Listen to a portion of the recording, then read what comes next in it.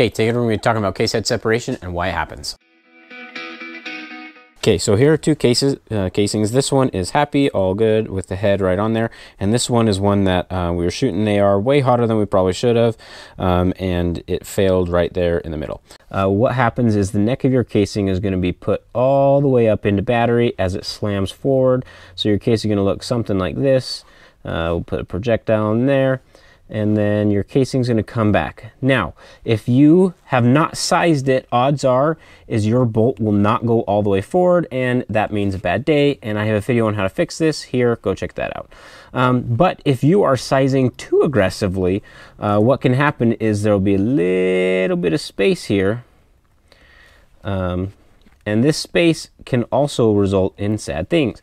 So if you have too much of space here, when all this powder in here ignites and goes kablooey, this is going to put a ridiculous amount of pressure all the way out around this casing, and it's going to essentially seal it to your barrel.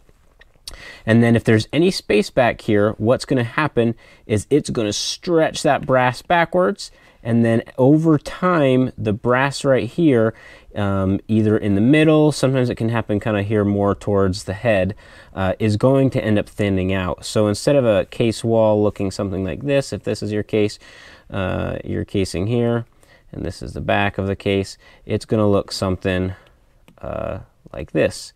And it'll just be a little bit thinner over time. Now that's obviously extremely exaggerated, but this is going to result in case head separation over time.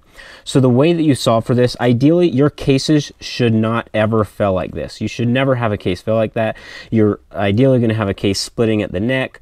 Ideally you're going to have a case splitting here at the neck, or you're going to, when you go to open it up a little bit to put the new projectile, split there, and then you just toss it in your scrap pile of brass, and no harm, no foul, nobody cares, not a big deal. But if you're sizing too aggressively, then this part can happen, and it makes sad days for everybody. And then you can watch my video last week on how to get your casing out. So the way that you avoid this is to properly set up your sizing die on your reloading press. Okay, so if you properly size your cases, rather than having this space back here be, I don't know, 3-4 thousandths of an inch, if you size it properly, you're going to have an extremely small amount of space, enough that it still will stretch out over time, but you'll have other failures before case head separation. So when you're sizing, you're really only wanting to push your shoulder back, honestly, right around 2 thousandths of an inch. As a general rule of thumb, it can change per gun and casing and your load, but anyway, that's kind of a rule of thumb. So when you're setting up your sizing die, that's kind of what you're looking for. Essentially, you want to slowly put down your sizing die until when you put like a piece of Scotch tape on the back of your casing, that it will not go, but if you pull this tape off, then it goes nice and free and loose. I'm going to show you how to do that in a different video next week, so come back next week and I'll show you how to fine tune in your sizing die. Okay guys, hopefully that answered your questions on why your case heads can separate, and hopefully you can avoid it. Okay guys, thanks for watching.